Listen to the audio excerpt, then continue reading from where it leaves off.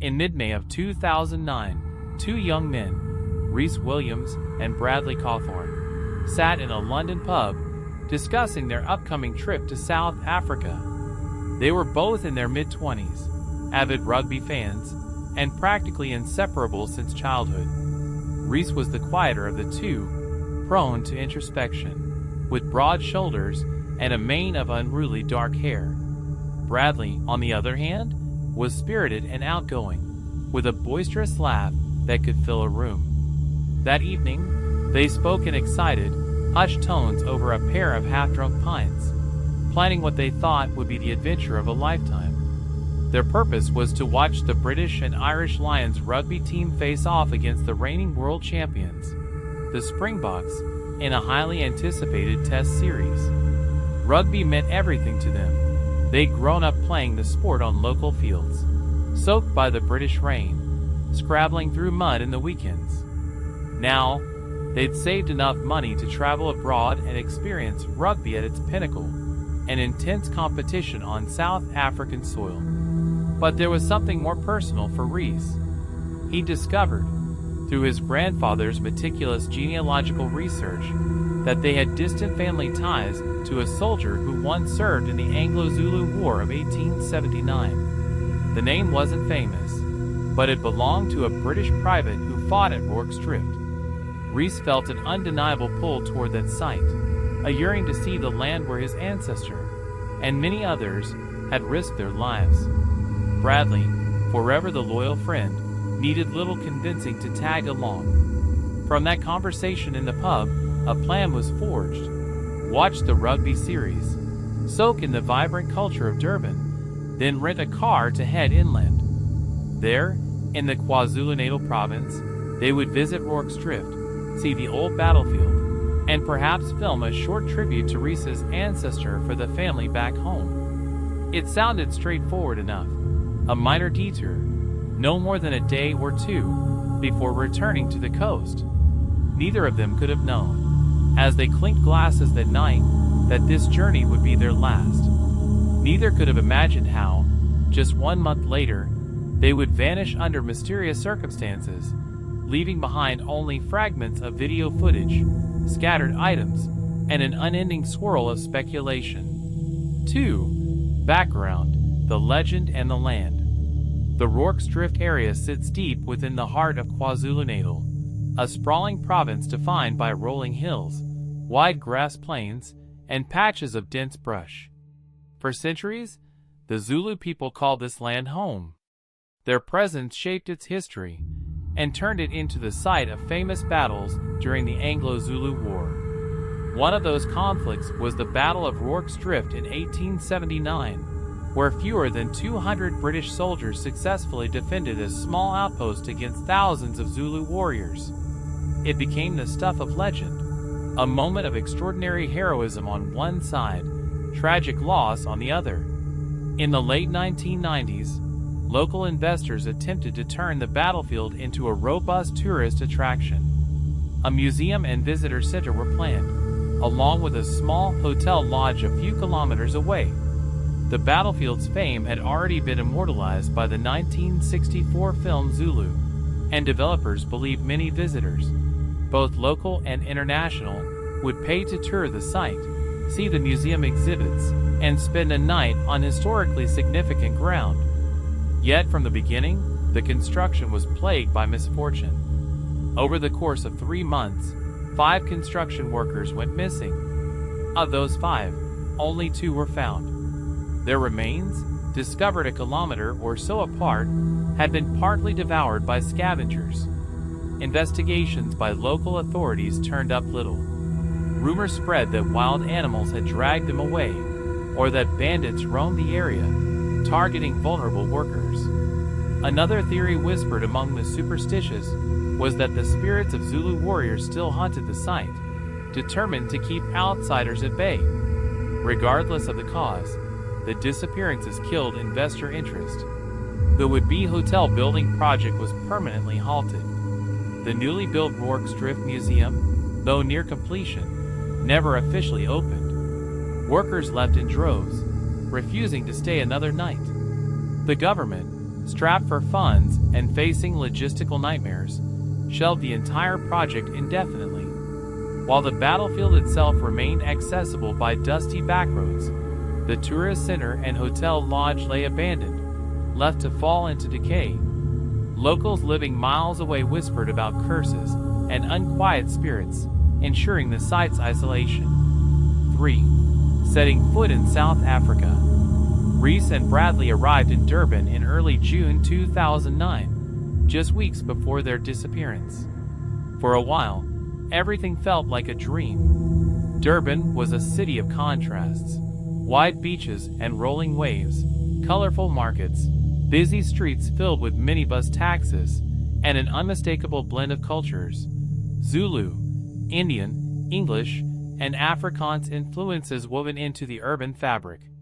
The pair checked into a modest beachfront hostel.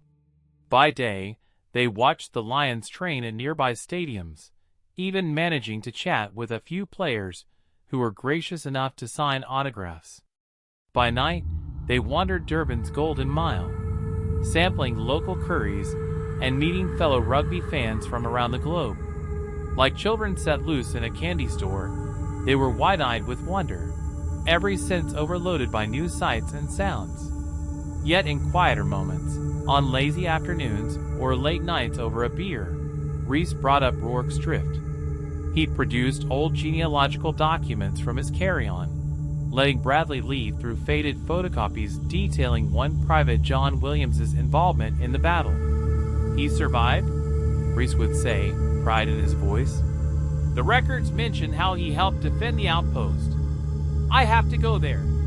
I have to see the memorial." Bradley was supportive, though less enthralled by the historical aspect. For him, the real excitement lay in the adventure itself, hiring a jeep, driving out into the bush, filming everything for posterity. They agreed to wait until after the second Lions test match in Durban, giving them time to watch 2 or 3 games, then head inland. They expected to be back within 2 or 3 days, returning in time for the final test. That was the plan, anyway. 4.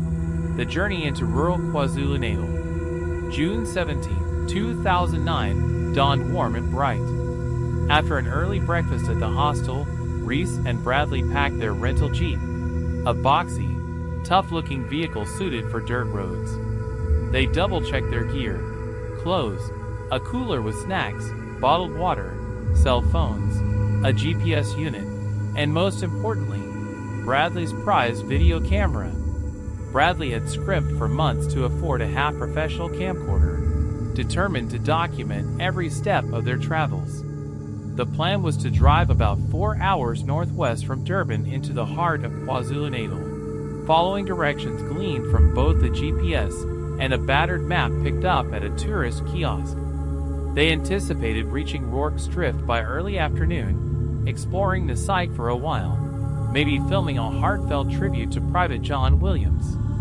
Then, if time allowed, they might push on to see the old hotel lodge rumored to stand half-finished near the base of Sinkindi Mountain. By nightfall, they'd find a local B&B or even camp out. Bradley joked about sleeping beneath the stars, but Reese was apprehensive about spending a night in the bush without proper gear. Still, they both felt adventurous. It was almost noon when the roads narrowed and turned into packed earth. The scenery changed drastically. Gone were the cityscapes, replaced by wide-open grasslands, intermittent trees, and the occasional cluster of thatched roof huts. They noted 2 small, rickety farmsteads with cattle grazing in dusty pens, yet saw no sign of people. Over the next half hour, they passed more huts and scattered outbuildings, but still no movement or inhabitants. The emptiness weighed on them, an eerie silence broken only by the rumble of their jeep and the calls of distant birds. The unwelcome stillness.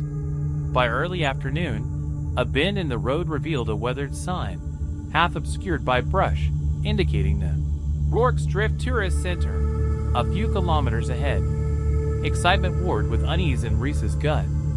He recognized the site from photographs in old travel brochures.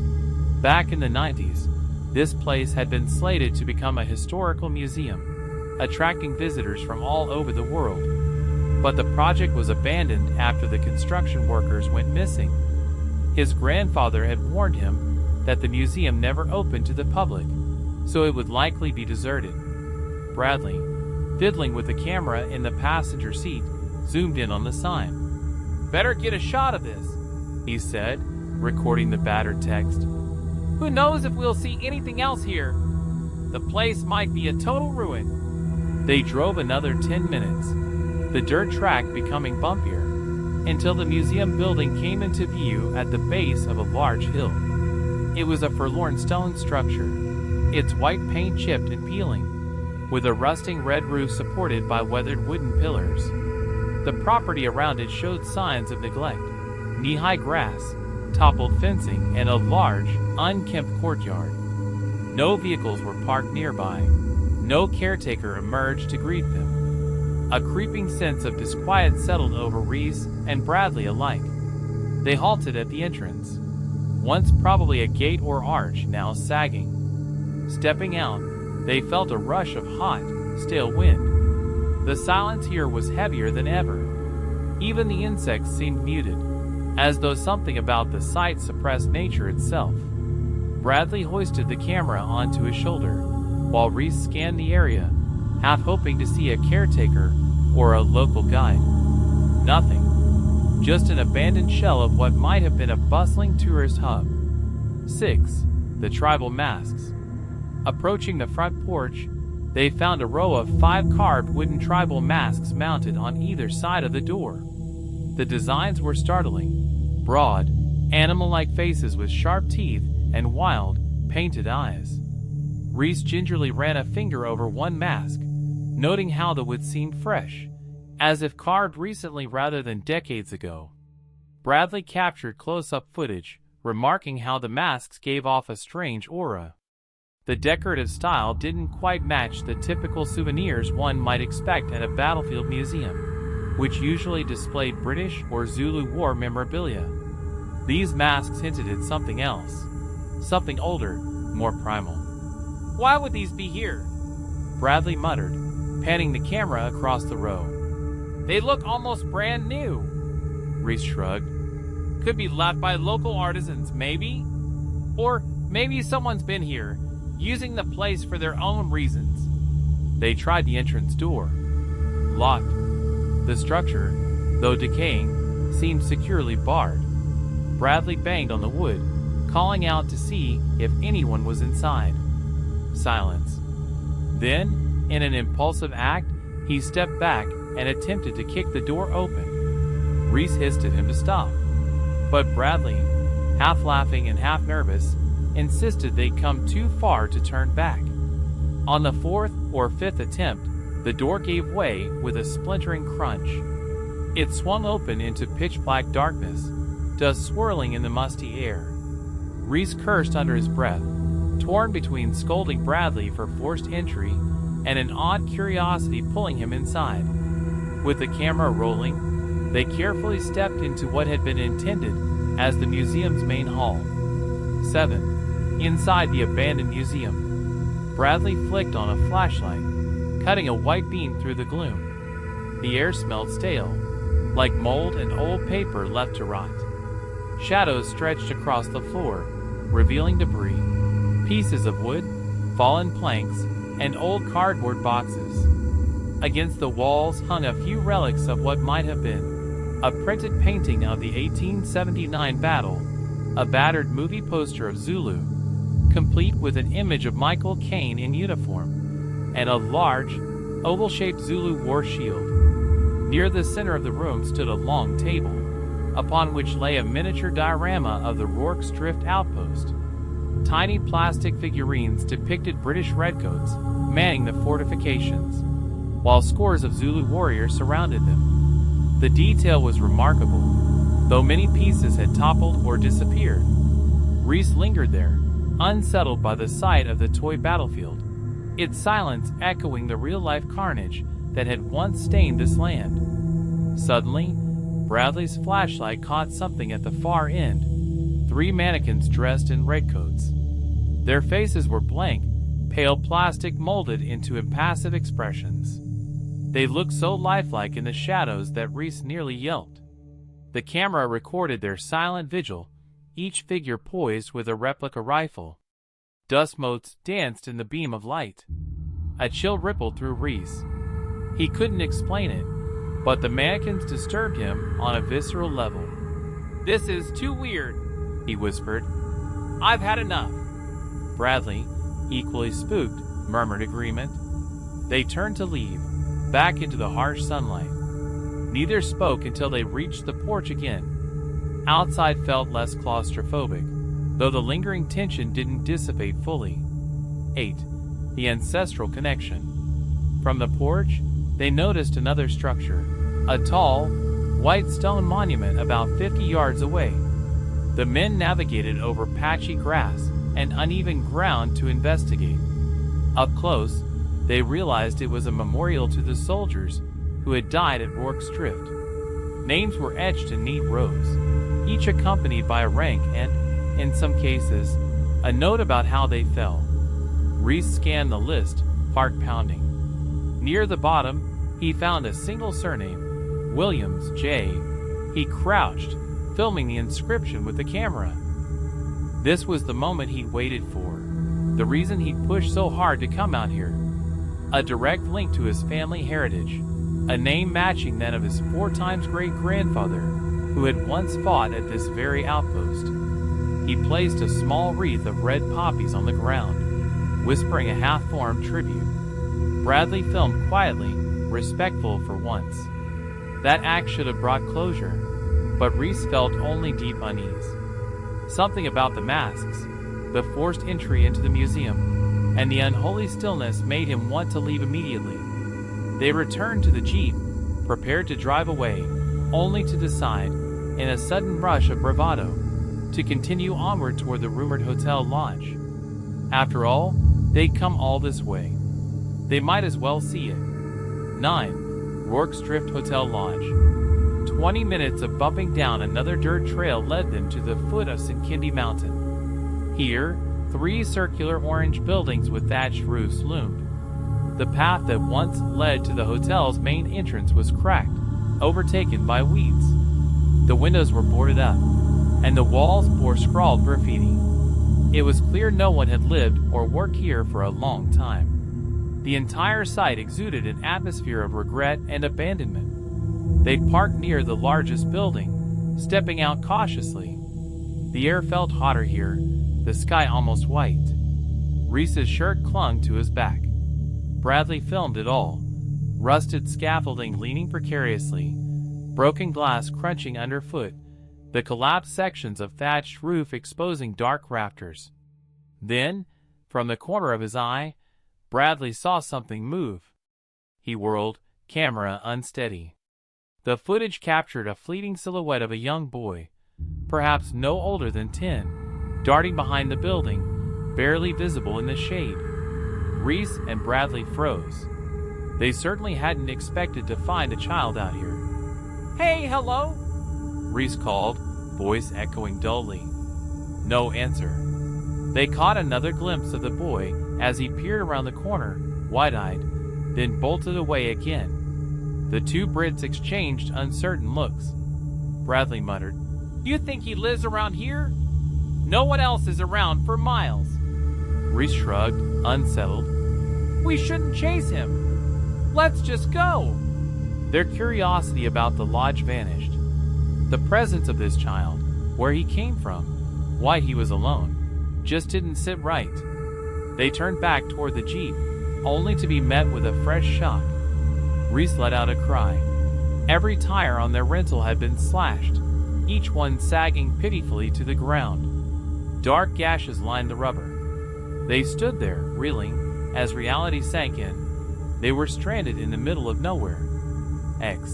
Isolation and danger. Panicked, they searched around for footprints or clues. Sure enough, the dusty ground bore small, bare footprints leading away into the brush. Bradley knelt, filming them up close. They were child-sized, presumably belonging to the boy they'd seen. But how could a single child be both the decoy and the culprit? Reese, pacing, ran a hand through his hair. He can't have done this alone, right? He was just a kid. Maybe he distracted us while someone else cut the tires. Bradley's heart hammered. No phone signal? He asked, pulling out his cell. The screen mocked him with 0 bars. In this remote region, coverage was often unreliable. They both tried to no avail. They were well and truly stuck, with nightfall approaching. A heated argument erupted. Bradley wanted to gather their gear and start walking immediately, hoping to reach one of the small farms they'd seen earlier. Reese opposed the idea. The sun was dipping lower, and trekking into unknown territory with no map beyond the Jeep's outdated GPS was dangerous. He suggested they wait until morning, sleeping in the Jeep. Bradley hated the plan, but eventually relented, seeing little alternative. As the day bled into evening, they rationed their food and water, perching on the Jeep's hood while scanning the horizon. No other vehicles passed. No sign of the young boy. As darkness settled, a hush fell over the land so profound it pressed on their ears. No crickets chirped. No wind blew. It was as though the entire region lay under a spell of silence. 11. Night descends. By 10 o'clock, they climbed inside the Jeep, reclined the seats, and tried to rest. Tension filled the cramped space. They spoke quietly about home, about the next rugby match, about how their families would laugh if they knew the predicament they were in. A subtle humor lifted their spirits, if only briefly. Shortly after midnight, a jarring light flooded through the rear windshield, headlights from another vehicle. Bradley jerked awake, adrenaline surging. Reese sat up, squinting at the glare. The engine's growl was audible, and they could see a silhouette of a truck or SUV pulling up behind them. "What do we do?" Bradley hissed, hand trembling on the camera. "Could be the same people who slashed our tires." Reese swallowed. "But maybe it's help. We can't stay here forever." A car door slammed outside. A voice, thick with an Afrikaans or possibly Zulu accent, shouted something unintelligible. Then English. "Anyone in there?" The man's tone carried urgency and perhaps annoyance. Reese braced himself. "Let's show ourselves. Just be ready to run if it's trouble." They opened the Jeep doors, stepping into the bright white beam. The stranger emerged from the other vehicle, a hunched figure in partial shadow. All they could see was that he was an older man, possibly in his late 50s or 60s, with pale hair. He repeated his demand. "You stuck? Need a ride?" His accent was distinctly South African. Relief and fear mingled in Reese's chest. He stammered out an explanation about their slashed tires, about being stranded, about needing a phone. The man nodded curtly. "I can give you a lift. Hop in." He gestured to the passenger doors of a dusty pickup truck. A wave of doubt passed through Bradley, but seeing no better option, they grabbed their bags and slid into the truck's back seat, leaving the rental Jeep behind. 12. The unknown driver. Bradley kept the camera running discreetly, resting it on his lap with the lens pointing upward. Through the gloom, the footage showed the faint outline of the truck's interior. Reese sat up front, trying to engage the driver. The man's face was hidden by the darkness and the brim of a cap, though his voice was raspy and assured. He insisted on driving them to the nearest town. "It's not far," he said, tone almost paternal. "Don't worry." As they rode along, Bradley gleaned bits of the driver's background. He claimed to have farmed the region for decades, rambling about how times had changed. "Used to be more people out here," he said vaguely. "Now they left. Abandoned half the projects. Suppose you two found that out the hard way." Reese asked about the missing construction workers from the 90s, about the rumored hauntings. The driver chuckled low. "Superstition," he insisted. "Those men died in an accident. Investors got spooked, lost their money. End of story. When Reese pressed about whether local communities might resent tourists, the man shrugged. Locals keep to themselves. Don't see many visitors, especially not at night. But you'll be fine. I'll get you out. Bradley and Reese exchanged glances, unsure how much to trust him. Then came the strange moment. The driver asked twice, 3 times if they wanted to stop for a bathroom break. You sure? I know a spot off this road. Good place to stretch your legs. The boys politely declined, unsettled by his persistence.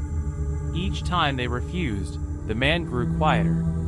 13. Abandoned on the dirt road. Abruptly, the truck screeched to a halt. Reese lurched forward, bracing himself against the dashboard. Bradley's camera shook wildly, capturing only darkness and the driver's elbow. Before they could ask why he'd stopped, the man barked. Out! Both of you! A flurry of confusion ensued. Reese stammered something about them not wanting to get out here. The driver repeated his demand, sharper this time, and the distinct metallic click of something, possibly a gun, made them obey in terror. They spilled out into the chilly night air. Doors slammed. The truck's engine roared, and the man sped away, red taillights receding until they vanished beyond a bend. Left behind was the suffocating silence of the bushveld once more. The camera, still rolling, recorded Bradley's and Reese's trembling voices. They cursed, shouted after the man, pleaded at the empty road. No response. Just the infinite starry sky overhead and the bleak horizon. They had no idea where they were. The driver had taken multiple turns, bypassing any signposted route. Without cell reception or the jeep, they were forced to wander on foot. The land around them was eerily flat, dotted with thorny brush. Now, more than ever, they realized the severity of their predicament. 14. Lost in the dark. Hours seemed to pass as they stumbled along a dirt trail, flashlight beams dancing on uneven ground. Bradley's camera caught glimpses of Reese's legs, the bottom of shrubs, and distant silhouettes of short, scraggly trees. Their conversation was frantic. Bradley, we could be going in circles. We should have stuck to one direction. Reese, I'm trying to follow the stars. I think that must be east, right? Let's keep walking that way. They argued about the best approach. Fear made them irritable, snapping at each other. At one point, they discovered footprints in the dusty soil, large enough to be from a boot. Could it be the driver's? Or someone else? They followed them for a time, only to lose them where the trail forked. The quiet was maddening. No distant farm lights, no rumble of far-off traffic, just the whisper of a faint breeze and their own labored breathing. The camera's battery indicator flashed low, but Bradley refused to turn it off entirely. He wanted a record of everything, in case they needed it as evidence. 15. Uneasy noises. Somewhere around 3 in the morning, they paused to sip water and gather their wits. The temperature had dropped, leaving them both shivering in thin jackets. Bradley rubbed at his arms, shining the flashlight into the brush. Then they heard it, a soft rustling sound, accompanied by a series of whines and cackles. Reese hushed Bradley, his eyes darting in every direction. Reese, hear that? Something's out there. The flashlight scanned the dark edge of the path. Low-lying shrubs, perhaps waist-high, formed a jagged line about 20 meters away. The sound grew more distinct, scurrying, scrabbling over the dry earth, interspersed with high-pitched yips. It seemed to come from multiple sources, all creeping closer. Bradley whispered a question. Hyenas? But this region wasn't known for hyenas, and the call sounded slightly different, more chaotic, more plaintive. The whines, combined with subdued snarls, evoked images of wild dogs. Still, the boys had limited knowledge of local wildlife. They resumed walking faster, The unsteady camera footage captured the rapid jostle of their feet. Every few steps, they glanced back, hearts pounding. The unseen animals seemed to track them, always just out of flashlight range. Their fears spiked, adrenaline surging. If it truly was a pack of wild dogs or some other predator, they had no weapon, no protection. 16. Closing in. After 10 agonizing minutes, the noises came from both sides of the trail. The brush parted in places, revealing flashes of movement, something lithe and agile. Bradley tried to keep the camera steady, capturing only frantic glimpses. Each time the flashlight swung around, the shapes vanished, reappearing an instant later under cover of darkness. Panic took hold. The pair began jogging, ignoring their exhaustion. The camera shook violently, the audio distorting as they gasped for breath. But the pack followed relentlessly. Occasionally, a pair of glowing eyes caught the beam of light, flickering yellow or red. Each time, Reese or Bradley would cry out in alarm. Suddenly, the path itself vanished. Bradley realized they were trampling over rough ground, no longer certain which direction was correct. The darkness of the bush had swallowed them. In the camera's final coherent moments, they discovered they were completely off route. No sign of a main trail or farmland. 17. Final footage. The last segments of the recovered footage were chaotic. The microphone picked up their ragged breathing, their pleas for help from an empty night sky. Brief flashes showed the glint of multiple eyes in a broad circle around them. The animals whined and cackled more excitedly, sensing cornered prey. Reese, "Oh God, there are so many!" Bradley, We have to run or climb a tree." But in the frantic swaying of the camera, no suitable tree appeared tall enough or easy enough to scale. The whines grew into frenzied yips, and the cackles reverberated. Then came an abrupt jolt, footage whirling downward as if Bradley stumbled or was tackled. The lens caught the outline of a half-dozen sets of eyes rushing forward. A burst of distorted static, then darkness. End of recording. 18. The discovery of evidence.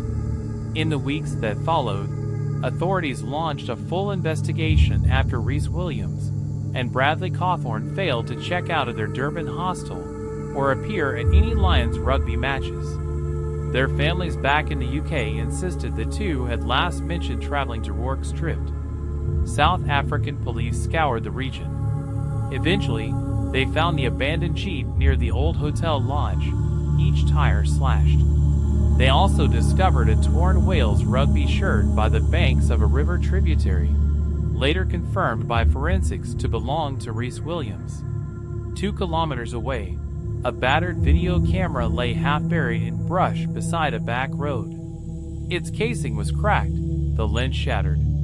Yet the memory card survived, enabling technicians to recover the footage. DNA swabs on the device indicated the presence of both Reese and Bradley, along with partial animal traces, saliva, fur, though inconclusive as to the species.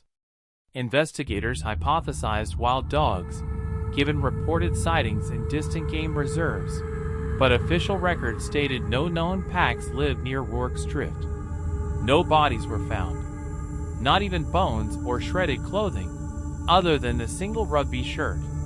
The construction workers' grisly fates in the 90s, partially devoured by scavengers, echoed ominously. Zoologists suggested that if indeed a large pack of African wild dogs had attacked the 2 tourists, the men's remains could have been dragged away, consumed, and scattered. It was not impossible, though highly unusual for wild dogs to operate this far from recognized reserves, especially in such stealth. 19. Theories and controversy. In the aftermath, the story took on a life of its own. Media outlets seized upon the horrifying footage, sensationalizing the final minutes of Reese and Bradley. Paranormal enthusiasts insisted the area was cursed by restless spirits of the Anglo-Zulu War. Others pointed to a more terrestrial explanation. Local residents, perhaps wanting no further tourism development, staged the entire scenario, slashing the boys' tires, then coordinating with a mysterious driver to leave them exposed to the bush's dangers. A particularly dark theory suggested the driver might have orchestrated the attack with tamed or captive wild dogs, ensuring no more tourist intrusions. That last possibility gained traction when authorities circulated the driver's description. By the boy's own words on the footage, the man was a white South African in his late 50s or 60s. Yet every local living near Rorke's Drift claimed ignorance of such an individual. No official had ever encountered him. He seemed to have vanished, if indeed he ever existed. Police posted bulletins, but no viable leads emerged. In the public's imagination, he became a sinister phantasm, a figure representing the unknown horrors lurking in rural KwaZulu-Natal. XX, local whispers. Farmers in the surrounding areas, interviewed by journalists, mostly shrugged, disclaiming any knowledge of a large pack of wild dogs or a hermit driver. Some pointed out the region's poverty and lack of infrastructure. Maybe vigilantes or criminals were operating under the radar. A handful of older residents mentioned stories passed down from generation to generation about shape-shifting beasts, half human, half animal, that roamed near Rorke's Drift. They believed these creatures protected the land from outsiders. The more superstitious insisted the site was inalienable ground, where so much blood had spilled in 1879 that a spirit world overlapped the physical realm, claiming new lives every so often.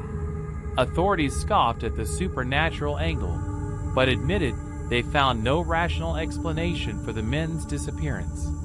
The notion that a hidden enclave of African wild dogs had escaped detection for decades seemed improbable, yet not impossible. The partial remains of construction workers from the 1990s bore bite marks consistent with dogs. Could these same animals, or their descendants, still haunt Rorke's Drift, thriving in secret?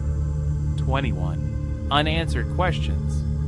As the years passed, the families of Reese Williams and Bradley Cawthorn clung to dwindling hope. Occasionally, rumors flared up. Someone spotted a wild man leading a pack of dogs near the old hotel site, or an old truck matching the driver's description seen at a far-off trading post. Yet each rumor led to dead ends. Despite repeated pleas for help, the official investigation languished.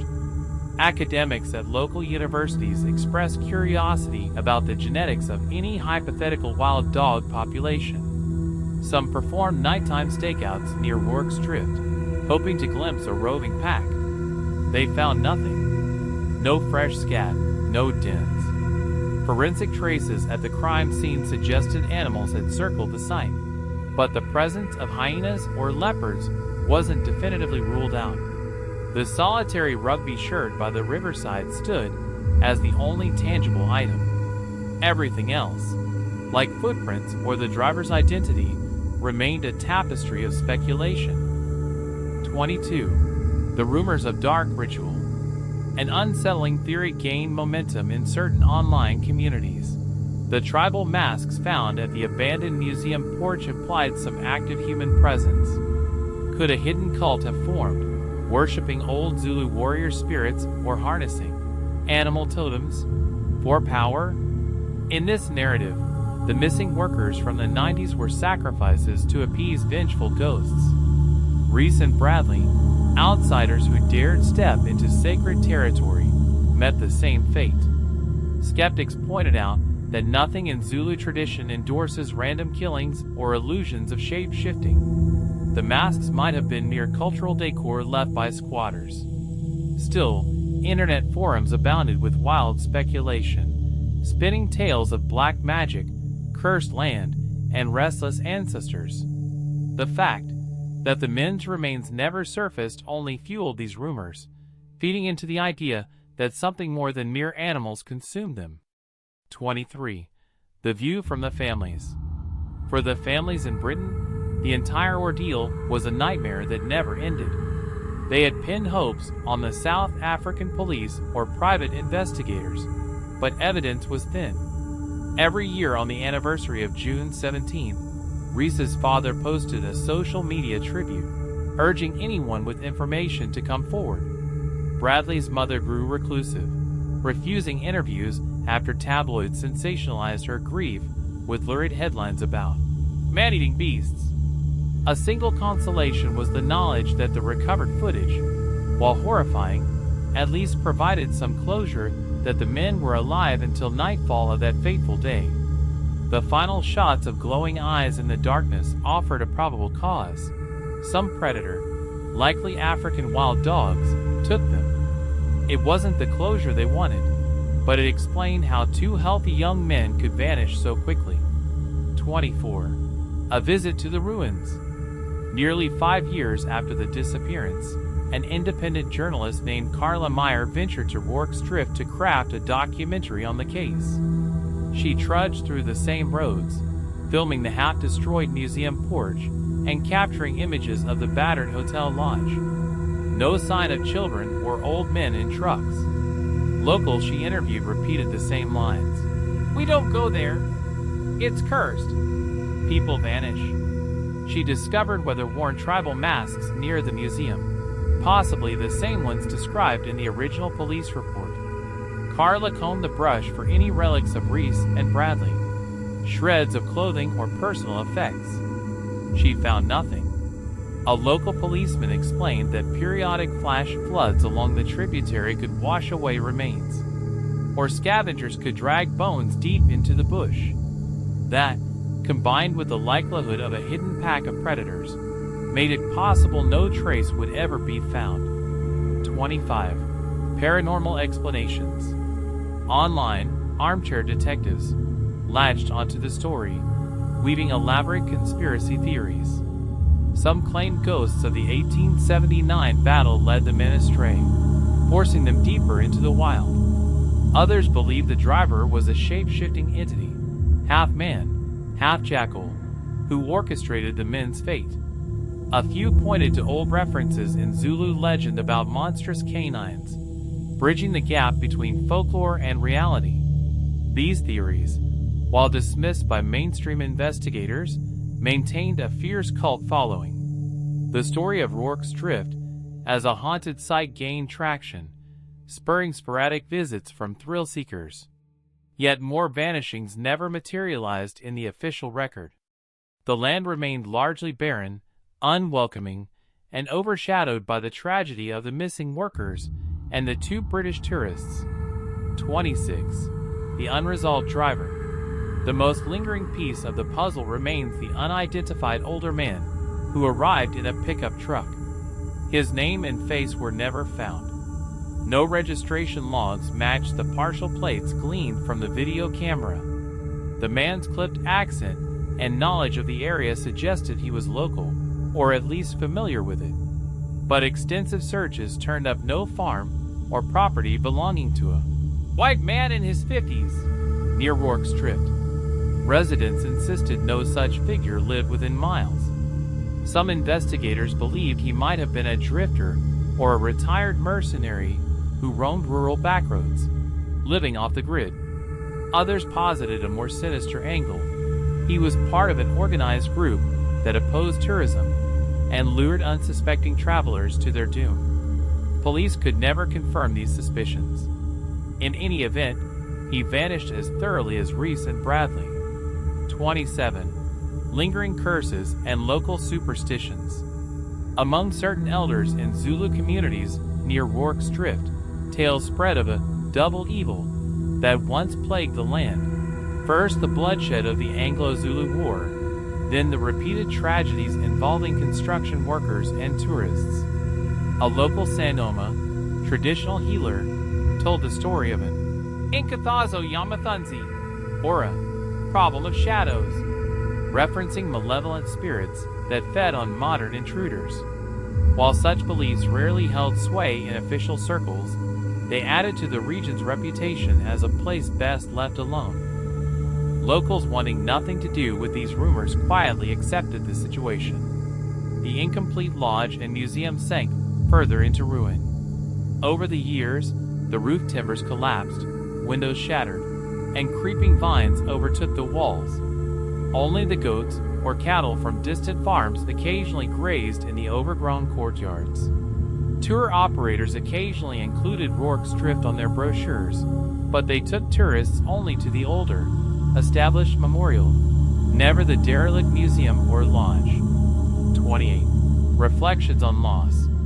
A decade after the disappearance, the families of Rhys Williams and Bradley Cawthorne attempted to hold a memorial service in Durban, inviting friends who lived in the area. It was a subdued event, overshadowed by the knowledge that no bodies had been recovered.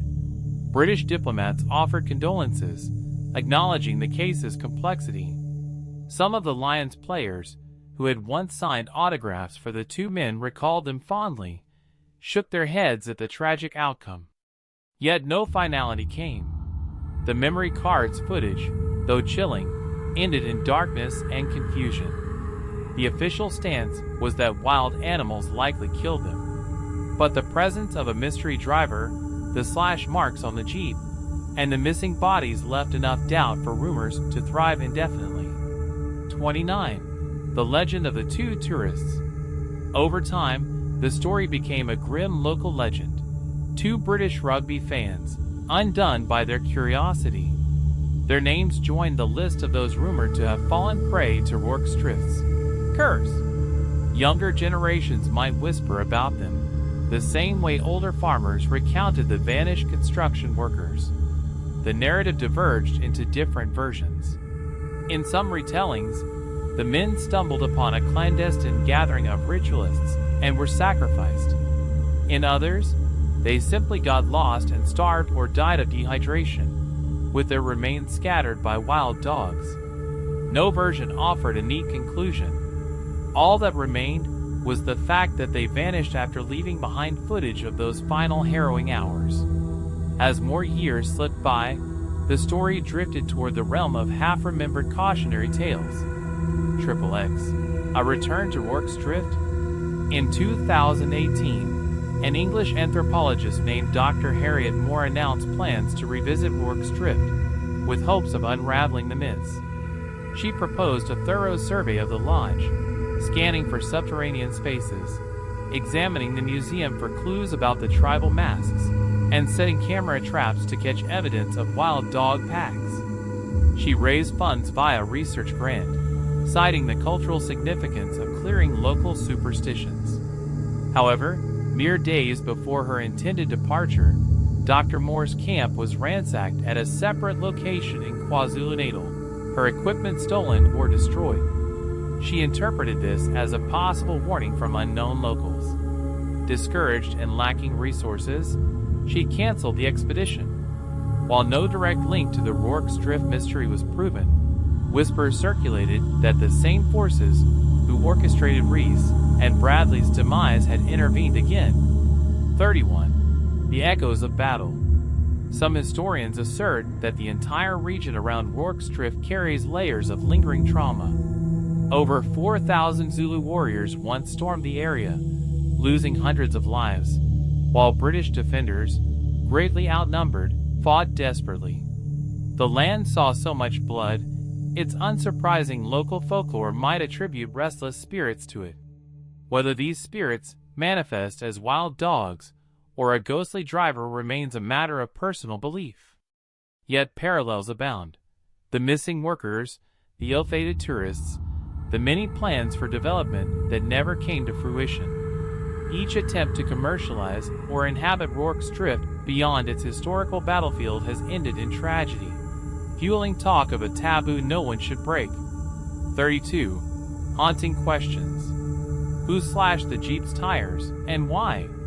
Was the boy at the hotel a mere distraction or an unwitting pawn? Did the driver conspire in the men's downfall, or did he simply have sinister intentions all along? Where do the wild dogs come from? And how have they stayed hidden? What truly became of Rhys Williams and Bradley Cawthorne? Decades later, these questions remain. Their families still harbor faint hope for closure, though realistically they accept that the men likely perished that night. 33. Rumors of a pack sighting. In 2021, one final rumor surfaced. A local game ranger claimed to have spotted a small pack of African wild dogs crossing a backroad near Rorke's Drift at dusk. He reported it to his superiors, but by the time they arrived, the animals were gone, leaving only paw prints. The prints matched those of wild dogs.